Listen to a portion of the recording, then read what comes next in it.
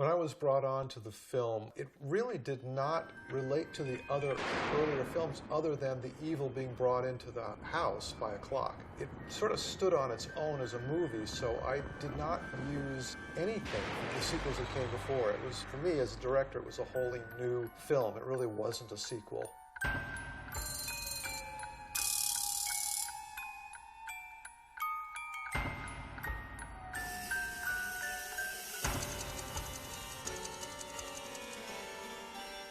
I was the vice president of production at New World Entertainment. Steve White, the producer of Amityville, was the president of production at the time. While at New World, I supervised the production of the original Hellraiser, and after that was complete, I was brought on to direct the sequel, Hellraiser 2. After that, I left New World and did a couple more films, and then Steve White contacted me to direct Amityville, 1992, or It's About Time.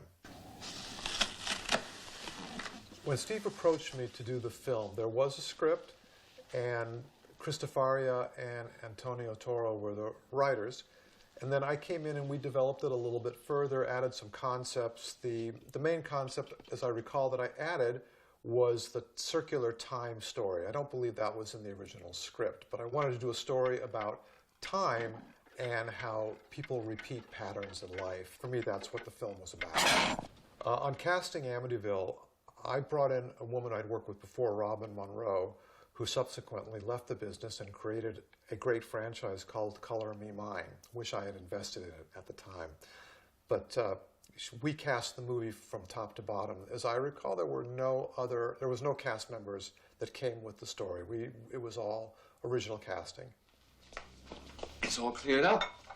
I do remember auditioning Steve Mock and Sean Weatherly and everybody. Steve was particularly good in the auditions. In fact, he ad-libbed a line. There's a scene in the film where he says, did you know I went to medical school?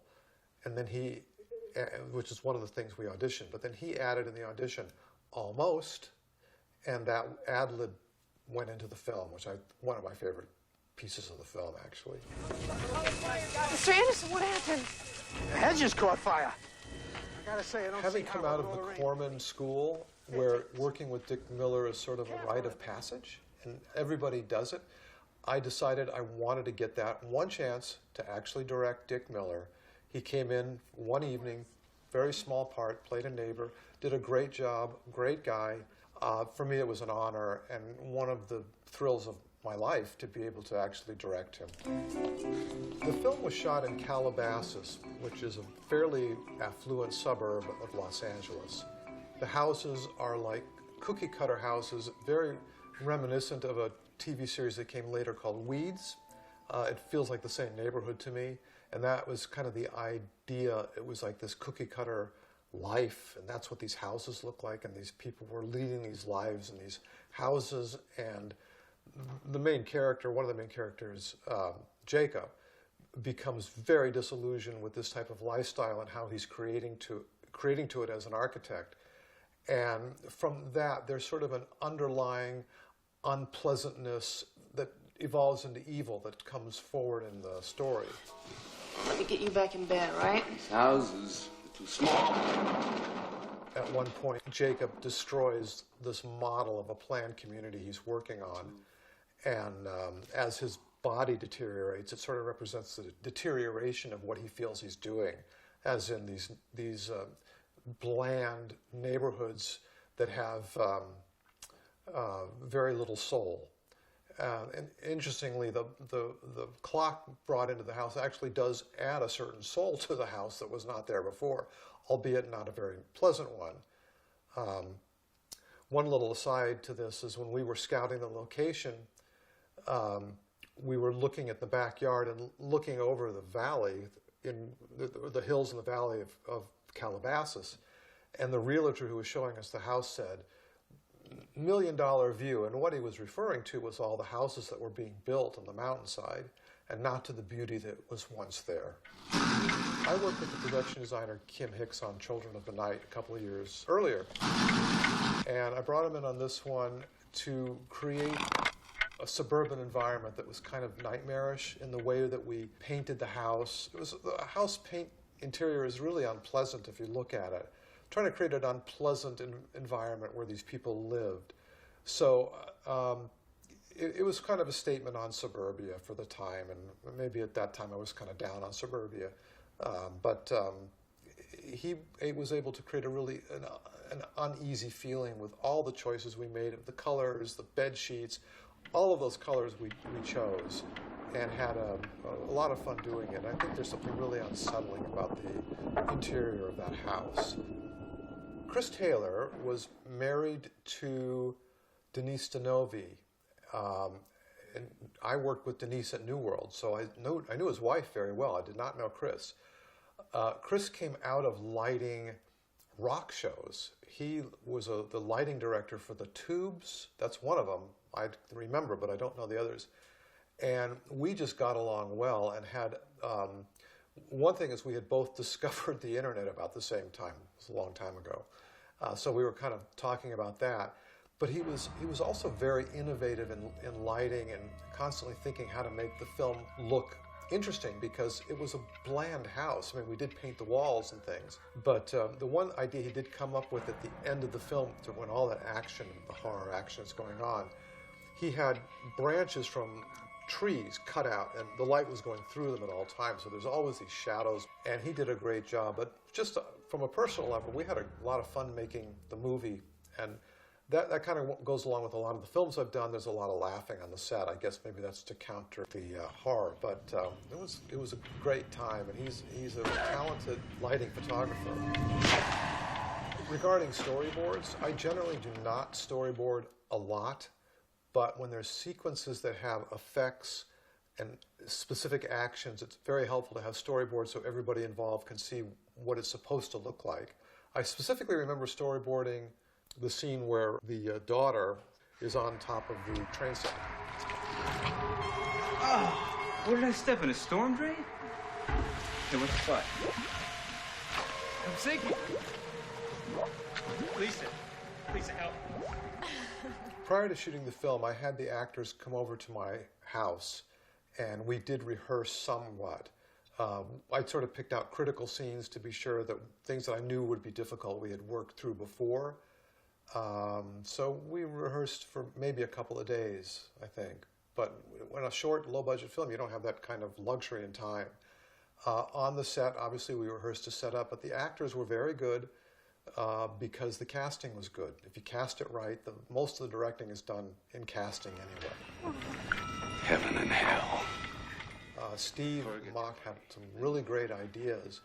One was at the end when he completely goes bonkers. He stuffed his cheeks with cotton and gave his a little bit puffy in the cheeks and gave his speech a little bit of a menacing tone. Reviewing the film recently, I see that the actors were very, very well prepared.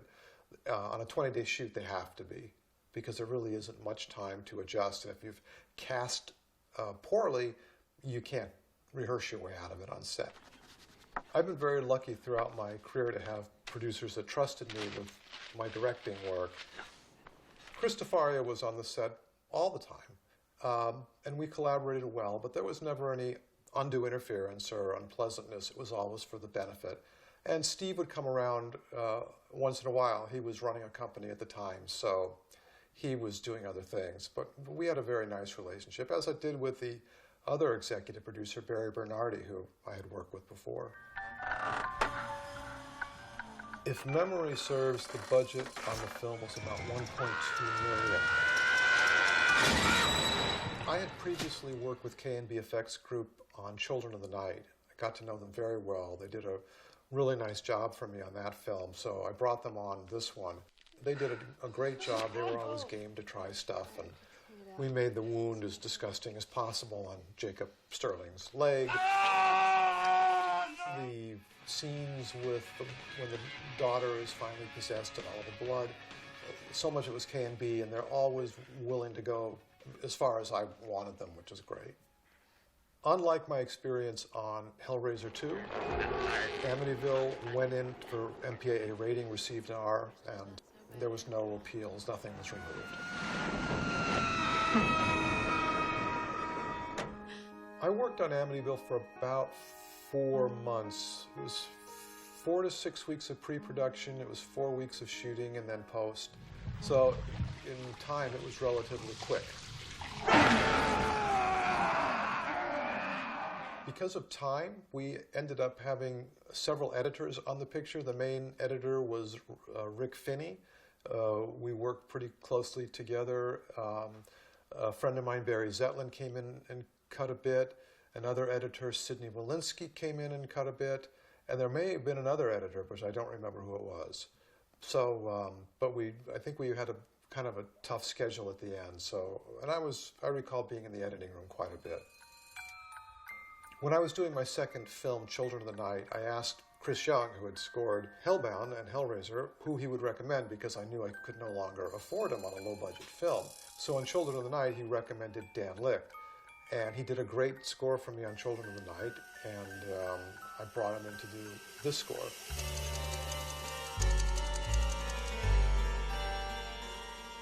He did a wonderful, wonderful score, I think maybe one of his best. It's terribly sad that Dan passed away within the last couple of years. He was a very, very talented composer.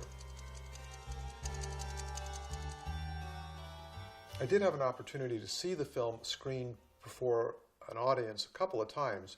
One was in Italy. There was a film festival called Dill and Dog Film Festival, and the film screened in front of 5,000 people in a gigantic stadium, it was like, and it really worked with a live audience, a big, big audience. And that was fun to see because the film was never really intended for a big audience like that. It was mostly made for video. But yeah, the scares and all worked really well. Over the years, a lot of people have had many questions about several of my films, but truthfully, no one ever asked me about this one. I'm not sure if it's because they've never seen it or they just don't like it, but I rarely ever get a chance to speak about it. Looking back on the film, there's many things about it I actually do kind of like. Some of the directing and whatnot, I could have done better. But the one thing I still admire about the film, which is the idea that I was able to get in this story about a woman who was locked into making the same mistake in her relationships. And finally, at the end of the film, she is able to break that pattern and says, it's about time. And that was my central thought in making the film. It was a film about a person who needed to break unhealthy patterns. And that is what the film is about.